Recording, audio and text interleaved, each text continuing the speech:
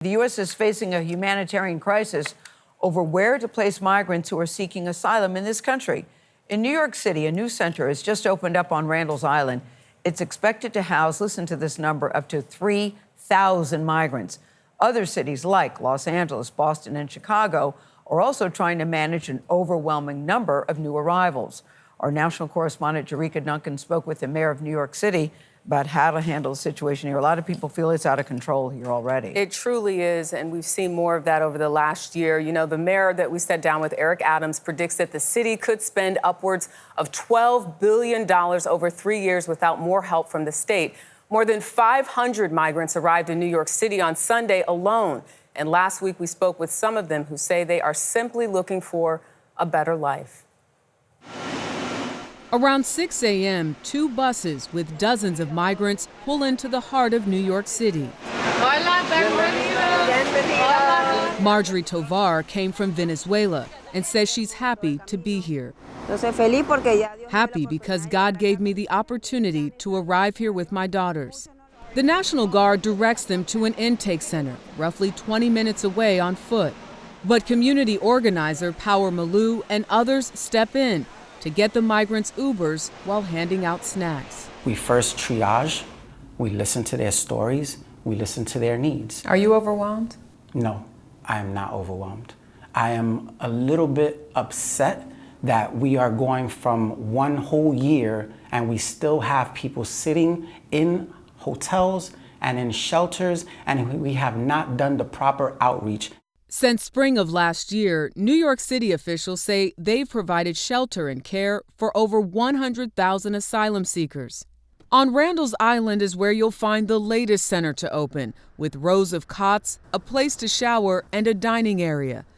Mayor Eric Adams says it's expected to house up to 3,000 people. Is this a sign of progress, or does this speak to the humanitarian crisis your city is facing? This is not a sign of progress. This is a sign of a crisis, greatest, I believe, humanitarian crisis the city has ever witnessed. But some, like Malou, have been critical of the mayor, questioning how money is being spent and how migrants are being treated. The respite sites with no showers, the no AC, the people practically sleeping on top of each other, the people getting threatened that they're going to get deported if they complain about a living condition, people calling us and telling us they're moving us from one hotel to another hotel. Malou says migrants at city-run facilities have sent him pictures of frozen food and meals consisting of just crackers and fruit cups. We showed those images to the mayor. Have you heard this before? No, especially with the frozen food we have. When we hear about one of our service providers not meeting our standards, we immediately get in. And we need to be clear that I'm on the ground. I'm not detached from this. I walk through surprise visits to see the quality of service. How often?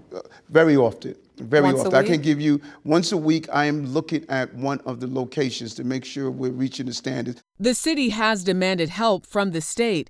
In response, last week, an attorney for New York Governor Kathy Hochul sent a scathing letter to a judge as part of a legal proceeding.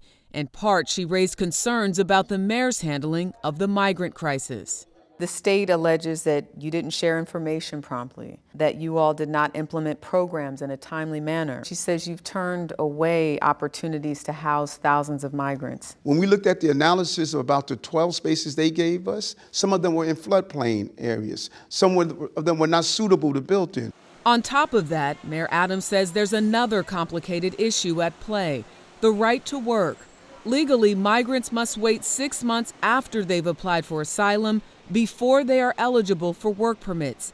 And due to backlogs, the wait could take years. What specifically can you do to address that issue of migrants not being able to work? We're going to do the duality of calling for rightfully the resources for the city. Even something simple as calling a state of emergency.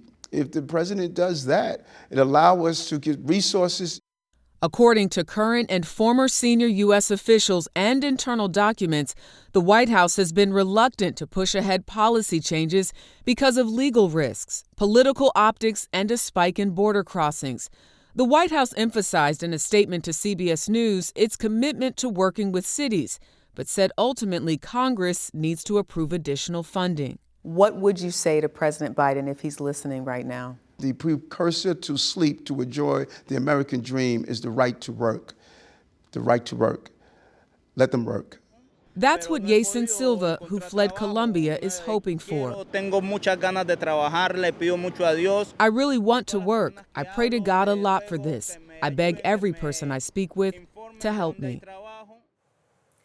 The mayor's office told us any threats against migrants are unacceptable, and all housing sites do have AC and viable shower options. And while the situation is not ideal, the city is, quote, out of good options and even okay options. Wow. In response to the mayor's claim that housing sites the state offered were not suitable to build in, the governor's office said it's confident those locations could be made operational. So many issues at stake. Obviously, as we were speaking during the package, the right to work. What the mayor was saying is there's 12,000 jobs right now that he's hoping people would apply for in the city.